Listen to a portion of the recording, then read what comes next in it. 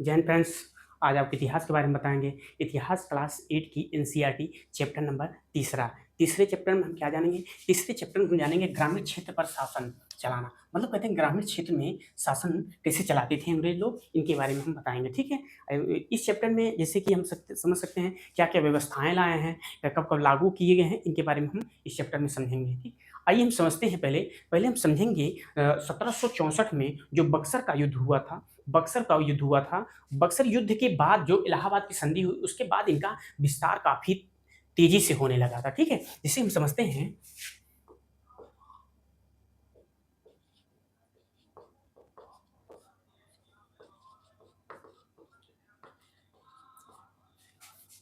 ये हुआ था 1764 ईस्वी में, 22 अक्टूबर।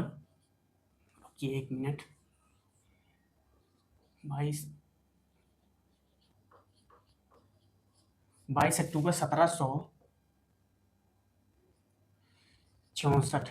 ठीक, 1764 ईस्वी में बक्सर का युद्ध हुआ था। और इलाहाबाद की संधि कब हुई थी? इलाहाबाद की संधि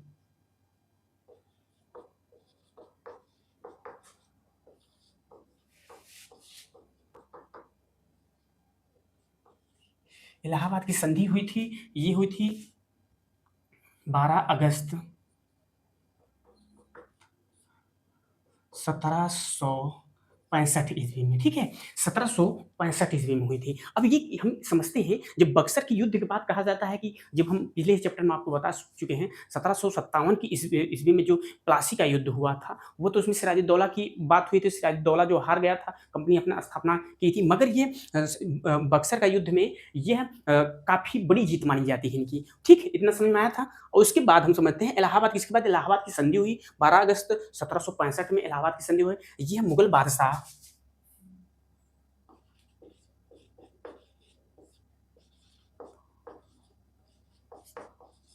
मुगल बादशाह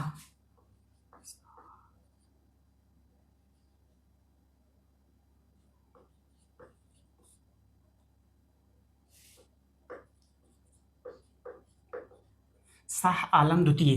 ठीक है, शाह आलम द्वितीय ने इनके इनको क्या था, बंगाल की जो था एक कंपनी को, यह मतलब कह सकते हैं कि इनके दीवान नियुक्त कर दिया। दीवान मतलब ये हो जाता है जैसे कि उस क्षेत्र का राजस्व इकट्ठा करने का अधिकार वो प्राप्त कर लिए थे जो अंग्रेज लोग थे। ठीक है, ईस्ट इंडिया कंपनी। तो क्या हुआ कि उस क्षेत्र में कौन कौन आते थे, जैसे आ जाते थे उस समय मतलब बंगाल प्रेसिडेंसी में आ जाते हैं। बंगाल हो गया, उड़ीसा हो गया और बिहार। ठीक, बिहार हो गया। ठीक, इतने इतने राज्य वर्तमान में आते थे उस समय।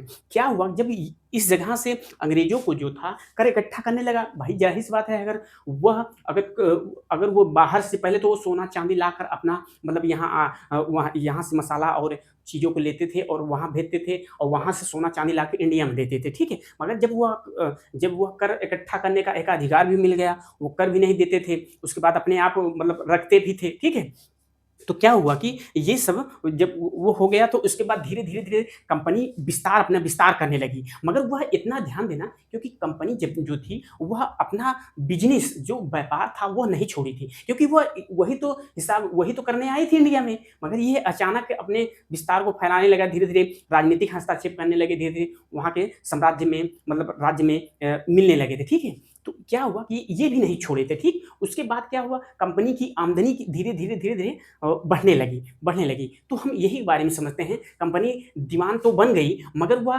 खुद को व्यापारी व्यापारी ही मानती थी। ठीक, खुद को व्यापारी ही मानती थी। जो 1765 ईस्वी से पहले हम समझते हैं, जैसे कि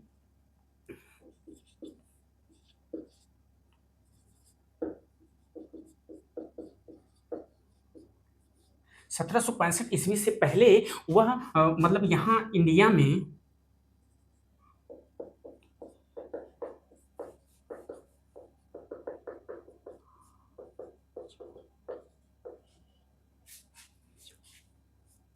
सोना, चांदी अदर अदर चीज़ों को लाकर यहाँ अपना आपको यहाँ बेचते थे तो यहाँ से मसाला और इलायची, चंदन की लकड़ियाँ, जो कीमती चीज़ें होती थी वहाँ लेके जाते थे। अब बताइए कि हम लोग एक प्रकार से कितना धनी एक प्रकार से हम समझ सकते हैं, क्योंकि कोई दूसरे देश का आदमी आकर यहाँ सोना-चांदी रख के गिरवी रख कर या बेचकर वो उसके बदले क्या ले जा रहा है? यहाँ से मसाले ले जा रहा है, अदर-अदर वस्तुएँ ले जा रहा है, सूती कपड़ा ले जा रहा है, तो अलग-अलग चीज़ों को लेके जा रहे थे, ठीक है? तो क्या हुआ कि ये 1765 के बाद पहले मतलब पहले जो था ये लाते थे, उसके बाद ये लाना बंद कर दिए। भाई अगर वहाँ से कर इकट्ठा कर रहे हैं, वही बंगाल से ही हम कमा रहे हैं, वहीं से कमा रहे हैं, वहीं से हम यहाँ से उठा के अपना अपने देश में बेच रहे हैं, भेज रहे हैं। तो यहाँ जो बंगाल की अर्थव्यवस्थाएँ जो होगी, वह धीरे-धीरे डगाडोल होने लगी थी, गिरने लगी, ठीक है? अर्थव्यवस्थाएँ कमज़ोर होने लगी, तो वही बीच में हम समझ सकते हैं कि जब इसके बाद जब कह सकते हैं कि अर्थव्यवस्थाएँ कमज़ोर होने लगी, उसके बाद क्या है 1770 ईस्वी में, ठीक? 1700 इतना ध्यान देते चलना।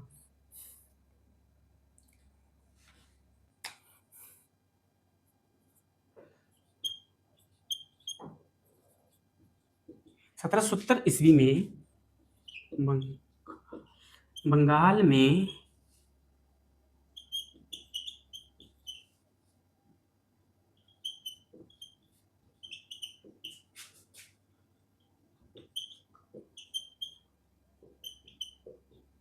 जिसमें क्या हुआ कि 1770 में बंगाल में एक बहुत बड़ा अकाल पड़ा, जिसमें से लगभग कह सकते हैं, लगभग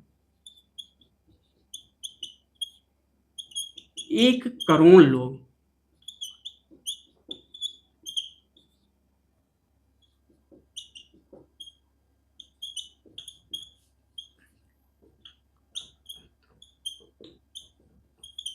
1 करोड़ लोगों की मृत्यु हो गई। समझ लीजिए कि लगभग 1 करोड़ लोग मतलब 1 तिहाई लोग मतलब कह सकते हैं हम उसमें दिया है किताब में, 1 तिहाई लोगों की मौत हो गई थी। मतलब इतना हम इतना बड़ा विशाल कह सकते हैं उस समय था। बताइए इतना साल पहले 1770 की बात बता रहे हैं। 1770 के बीच में ऐसा हुआ था 1770 में कि 1 करोड़ लोग मारे गए थे, जिस बंगाल में मारे गए थे। और वहाँ से लगभग 1 तिहाई लोग मतलब इतना समझ सकते हो हर एक परिवार में कुछ कम से कोई ना कह सकते हैं तो कम से कम 1 लाशें ज़रूर उठी होगी उस समय। इतना बड़ा अकाल पड़ा था, ठीक है?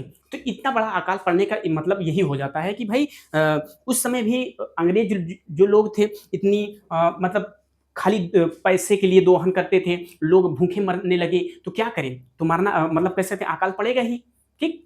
तो हम समझते हैं खेती में सुधार, अब इसमें हम समझते हैं पॉइंट रखते हैं खेती में सुधार। अब अंग्रेज ये समझने लगे, ठीक है? इतना आपको समझ में आया? जो बक्सर के युद्ध 22 अगस्त 1764 ईस्वी में हुआ था, उसके पहले मतलब 1764 में हुआ था, तो ये क्या हुआ कंपनी का अच्छी स्थिति अच्छा होने लगी थी। वही इलाहाबाद की संधि हुई थी 12 अगस्त 1765 ईस्वी में हुई थी, ठीक? मुगल बादशाह शाह आलम द्वितीय ने इसको एक प्रकार से कंपनी को अपने आप मतलब कह सकते हैं कि वहाँ एकाधिकार दे दिया था कि आप कर वसूल सकते हैं, आप रह सकते हैं, कोई दिक्कत नहीं है, ठीक? इतना समझ में आया आपको? ये दिया हुआ था शाह आलम द्वितीय ने और उसके बाद बंगाल प्रेसिडेंसी में क्या हुआ कि ये आते थे बंगाल, उड़ीसा, बिहार उस समय उसके दीवान बना दिया, दीवान का मतलब यही होता है। रुकिए 1 मिनट, ठीक? दीवान बना। तो ये दीवान में मतलब यही मतलब होता है बंगाल, उड़ीसा, बिहार ये जगह इनका एकाधिकार प्राप्त कर लिया गया था अंग्रेज को और 1765 ईस्वी में पहले ईस्ट इंडिया कंपनी सोना, चांदी अदर चीज़ें लाकर यहाँ व्यापार करती थी, ठीक? इतना समझ में आया आपको? वही हम समझते हैं इसमें 1770 ईस्वी में बंगाल में इतना बड़ा अकाल पड़ गया था, इतना बड़ा अकाल पड़ गया था कम से कम 1 करोड़ लोगों की मृत्यु हो गई थी, जिसमें से कह सकते हैं 1 तिहाई लोगों को मतलब ये समझ सकते हैं वहाँ के लोगों को कम से कम एक परिवार में 1 लोगों की मृत्यु 100% कंधा उठाए होंगे, ठीक? इतना समझ में आया आपको? अब वही हम समझते हैं, अब अंग्रेज जब ये सब करने लगे, तो यहाँ जब अर्थव्यवस्थाएँ बंगाल की अर्थव्यवस्थाएँ जब डाउन होने लगी, तो क्या था कि कुछ विद्वान जो लोग थे, वह सोचने लगे यार अब क्या करें हम? तो अब क्या करने का मतलब ये हो जाता है खेती में सुधार की ज़रूरत पड़ती है। वो सोचे कि अब हम सुधार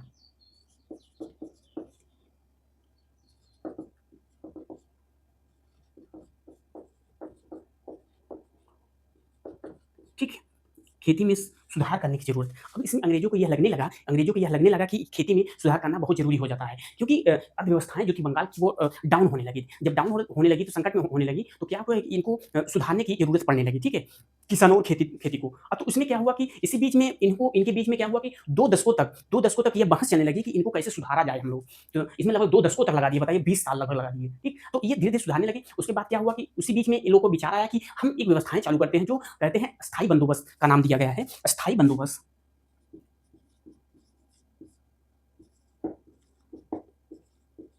स्थायी बंदोबस्त इ इनका इनको चालू कौन किया था? इनको चालू किया था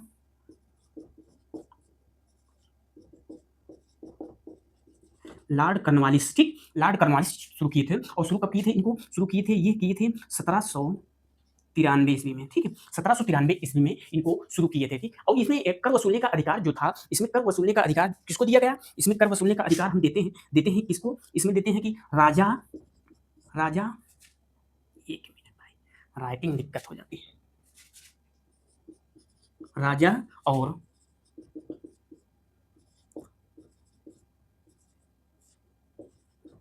राजा और तालुकदारों को दी गई थी, ठीक है? इसमें कर वसूलने का अधिकार और इसमें क्या स्थायी बंदोबस्त का मतलब क्या हो जाता है? पहले तो हम ये समझते हैं, स्थायी बंदोबस्त वह बंदोबस्त होता है जिसमें एक प्रकार से कर व्यवस्थाएँ लागू करने का एक ही चक्र नियम बना दिए, अब वही नियम आपका चलेगा। इसलिए इसको क्या कहा जाता है? अस्थायी बंदोबस्त कर दिया जाता था। अब अंग्रेज़ों को ये नहीं मालूम है कि एक चक्कर हम फिक्स कर दिए, उसके बाद तो ये परिवर्तनशील होता है ना भाई। कभी-कभी उपजाऊ ज़्यादा मतलब कह सकते हैं अनाज ज़्यादा हो गया, कर ज़्यादा हो गया, कभी कम हुआ, तो इनको कम-ज़्यादा करना चाहिए, किसानों के बारे में देखना चाहिए। स्थायी बंदोबस्त में ये भी नियम होता था जैसे कि अगर कोई अगर कर नहीं चुका पाता था, उसकी ज़मींदारी छीन ली जाती थी। छीन ली जाती जैसे हम आप पहले पिक्चर में देखे हैं कि राजा जब क्या बोलते हैं जो ज़मींदार जो होता था, वो कर नहीं चुका पाता था, तो छीन ली जाती थी उसकी ज़मीनें। वैसे इसमें भी होता था, वो उनकी ज़मीनों को छीन ली जाती थी। 19वीं सदी में धीरे-धीरे कर क्या हुआ कि जब छीन ली जाती थी 19वीं सदी में ये इनकी कृषि को जो था, इनकी कृषि जो था ये काफ़ी सुधार होने लगा।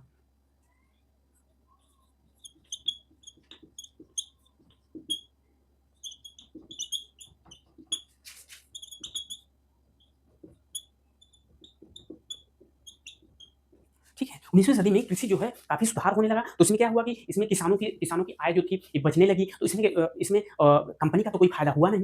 जब कंपनी का फ़ायदा नहीं हुआ तो कंपनी फिर दिमाग अपना लगाने लगी कि यार हमें फ़ायदा नहीं हो रहा है। अब ये लोग बताइए जब इतना समय तक झेले वो नहीं हुआ, उसके बाद जब ये कंपनी को समझ में आया कि इसमें मेरा भी फ़ायदा नहीं हो रहा है, तब धीरे करके वह एक नई व्यवस्था लाए, ठीक है? जो नई व्यवस्था लाए, वह लाए क्या लाए? महलवाड़ी व्यवस्थाएँ लाए, ठीक है? इधर बताते हैं, 1 मिनट, इतना समझ में आया आपको?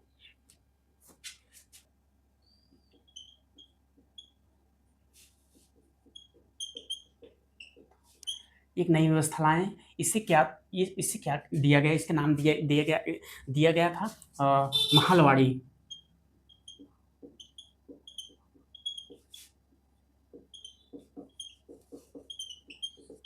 महलवाड़ी बंदोबस्त, ठीक है? इतना समझ में आया। अब इसमें क्या था कि इनको इनको शुरू कौन किया था? इनको शुरू किया था हॉल्ट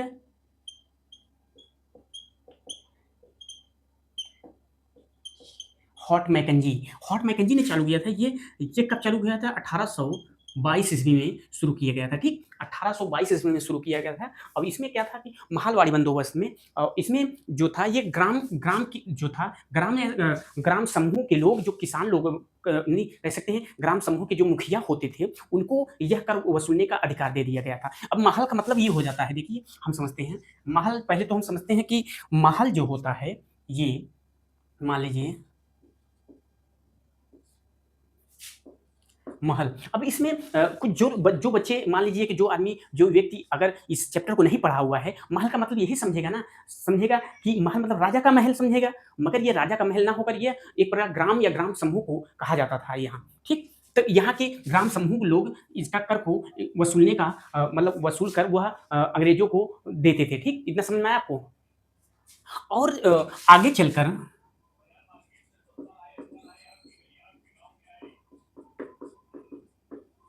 आगे चलकर ये आगे चलकर कुछ कुछ लोगों को इसमें अंग्रेज जो थे, कंपनी जो थी, यहाँ के कुछ कलेक्टर या अधिकारियों को नियुक्त किया, जो यहाँ की ज़मीन की पैमाइश की जाए, मापा जाए, उसकी उर्वरता, उसकी देखभाल के लिए मतलब कह सकते हैं क्या वहाँ बोया जाए, कैसी व्यवस्थाएँ हैं, इस सब के बारे में उनको नाप-जोख के लिए उनको नियुक्त कर दिया गया, उनकी गुणवत्ता के बारे में, ये सब के बारे में, ठीक। वही भी बाद में क्या समझ में आता है, बाद में ये आ जाता है कि टॉमस मुनरो, इसको मिटा देते हैं। इसमें मिटा देते हैं, तब हम लोग को समझ में आएगा क्या है। ये भाई लहसुन प्याज वालों,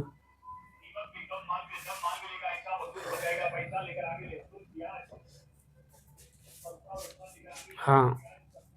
अब क्या हुआ कि टॉमस मुनरो भी एक व्यवस्थाएँ लाए, ठीक है? एक व्यवस्था लाए, कौन-सी व्यवस्था लाए? ये लाए, कह सकते हैं कि रैयतवाड़ी व्यवस्था लाए, ठीक?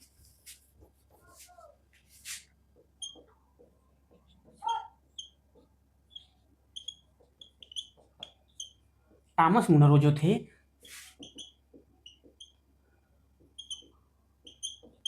रैयतवाड़ी या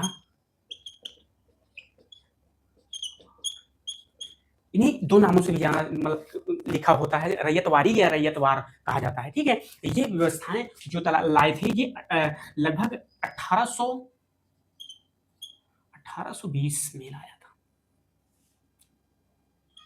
1820 में, ठीक? 1820 ईस्वी में लाए थे। इसमें क्या होता था, यह व्यवस्थाएँ जो थी, यह दक्षिण क्षेत्रों में यह लागू की गई थी, दक्षिण भारत के क्षेत्रों में। और इस व्यवस्था में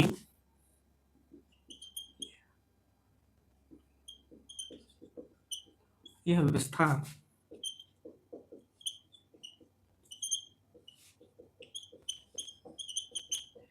क्षेत्रों में दक्षिण भारत के क्षेत्रों में लाया गया था। वहाँ के टॉमस मुनरो का यह मानना मानना था कि वहाँ जो थे दक्षिण भारत में परंपरागत किसान नहीं हैं। जो परंपरागत मतलब ये हो जाता है जैसे कि मतलब उनकी पीढ़ियाँ जो तो किसान वाली नहीं थी, बहुत बड़े किसान हैं, बहुत जैसे हमारे उत्तर भारत में था, वैसे वहाँ नहीं था। उन्हीं लिए टॉमस मुनरो का यही मानना था कि यहाँ व्यवस्थाएँ जो थी, वहाँ के किसान जो थे छोटे-छोटे किसान थे। इसीलिए इनमें क्या कहा गया? इनमें कहा गया कि किसानों से ही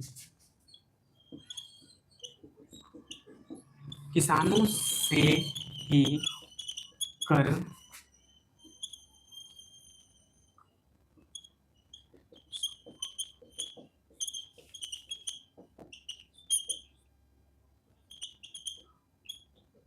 ठीक है। इसमें कर वसूलने का अधिकार जो दिया गया था, उन्हें किसानों को ही दे दिया गया। क्योंकि छोटे किसान हैं, वो अपने आप को मतलब कह सकते हैं, जो बड़ा किसान मतलब एक गाँव का एक प्रकार से किसान होगा, उसको दे दिए होंगे ज़मींदार तौर पे जैसे होते हैं, छोटे-छोटे किसान थे, तो ला के वो मतलब गवर्नमेंट को दे देता था, ठीक? इसमें इसमें ये किसानों का अधिकार दे दिया गया था और इसमें ये व्यवस्थाएँ जब चालू किए थे, तो इसमें कौन था? अलेक्जेंडर, अलेक्जेंडर होना चाहिए।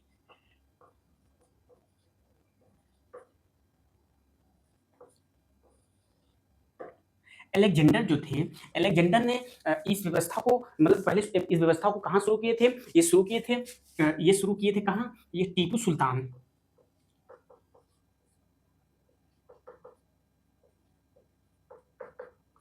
के टीपू सुल्तान के इलाके में यह चालू किए थे, छोटी मतलब एक प्रकार से उस जगह को चालू किए थे। उसके बाद ये टॉमस मुनरो ने इन व्यवस्थाओं को धीरे-धीरे करके पूरे दक्षिण भारत के क्षेत्रों में लागू किए थे, ठीक है? इतना आपको समझ में आया? और उसके बाद क्या था कि जब ये धीरे-धीरे जब ये व्यवस्थाएँ इतना चालू किए, तो इसमें ये भी व्यवस्थाएँ सक्सेस नहीं हुए। बताइए 3-3 व्यवस्थाएँ चालू किए किए थे। ये जैसे कहते हैं अस्थायी बंदोबस्त चालू किए थे, महलवाड़ी बंदोबस्त चालू किए थे, उसके बाद रैयतवाड़ी व्यवस्थाएँ चालू किए थे, तो भी ये अपने आप को सक्सेस नहीं कर पाए। क्योंकि किसानों को आप नहीं समझ पाएँगे मतलब किसानों के बारे में इतना वो नहीं सोचते थे। मगर ये टॉमस मुनरो इनका यह मानना था कि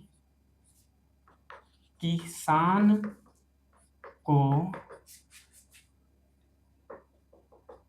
अंग्रेज किसान को अंग्रेज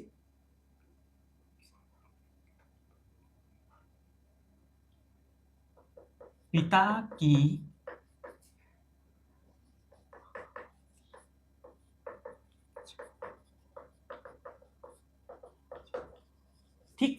इसमें क्या था, थॉमस मुनरो का मानना था कि अंग्रेज जो थे, अंग्रेज किसानों को एक पिता की भांति उनकी रक्षा करनी चाहिए। मगर इन्हें खाली किताबी में ये ऐसे बोल दिए होंगे क्योंकि इनकी कोई अच्छा नहीं किया था भाई। इनको एक मतलब इनका स्टेटमेंट है, ये स्टेटमेंट है कि थॉमस मुनरो ने ये कहा था कि कह सकते हैं कि किसानों को एक पिता की भांति उसकी रक्षा करनी चाहिए, ठीक? अब ये तब धीरे-धीरे अब क्या हुआ कि सब कुछ ठीक नहीं था। सब कुछ ये इतना करने के बाद भी कुछ ठीक नहीं हुआ करता था। क्योंकि नई व्यवस्थाएँ अलग-अलग चीज़ों को लाए, चालू किए। अंग्रेज़ों को लगता था कि ठीक हो जाएगा मगर वो ठीक नहीं हुए। तो क्या हुआ कि रैयतवार या किसान धीरे-धीरे एक जगह से दूसरी जगह पलायन करने लगे थे। ठीक? इतना समझ में आया आपको? पलायन करने लगे थे। उसी बीच में क्या हुआ कि तब अंग्रेज़ जो थे ये काफ़ी अपने आप को दिमाग क्रिएटिविटी थिंकिंग लगाते थे, सोचते थे हर एक चीज़ के बारे में। तो इसमें क्या हुआ कि धीरे-धीरे ये दिमाग लगाने लगे, जब ऐसा करें परंपरागत किसान कृषि का काम अब बंद करे। अब ये अपनी आवश्यकताओं की चीज़ को लिए ये लोगों को फ़ोर्स करने लगे, आप ये करिए, आप वो किसानी कीजिए। जैसे कि कह सकते हैं कि कुछ यूरोपीय लोग जो थे, वो जैसे कि यूरोपीय लोग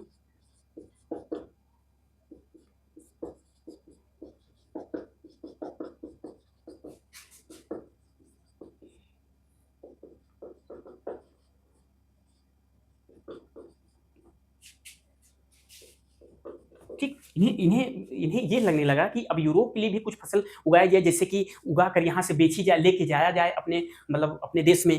अब इसमें कह सकते हैं कि जैसे नील हो गया, नील, अफ़ीम हो जाता है और गेहूँ, कपास कपास हो जाता है और कह सकते हैं गन्ना हो जाता है। गन्ना हमारे यूपी में क्या था? गन्ना था। गन्ना, ठीक है? अब असम और ये इस जगह से चाय चाय हो जाता है, असम से चाय।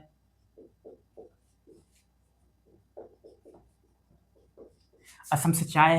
तो इनका क्या था कि ये सब अब ये धीरे-धीरे ले जाके अपने देश में बेचना शुरू कर देते हैं, ठीक है? अब पहले तो ये चले आए, व्यापार के क्षेत्र में आए और उसके बाद धीरे-धीरे मतलब कुछ जगह जाकर बंगाल प्रेसिडेंसी में बंगाल जाकर ये अपने आप को मतलब कह सकते हैं कर्ज मुक्त किए। कर्ज मुक्त करने के बाद धीरे-धीरे ये किसानों पर कर इकट्ठा करने लगे, किसानों से लेने लगे। उसके बाद अलग-अलग व्यवस्थाएँ लाए। तो इसके बारे में हम आप पढ़ चुके हैं।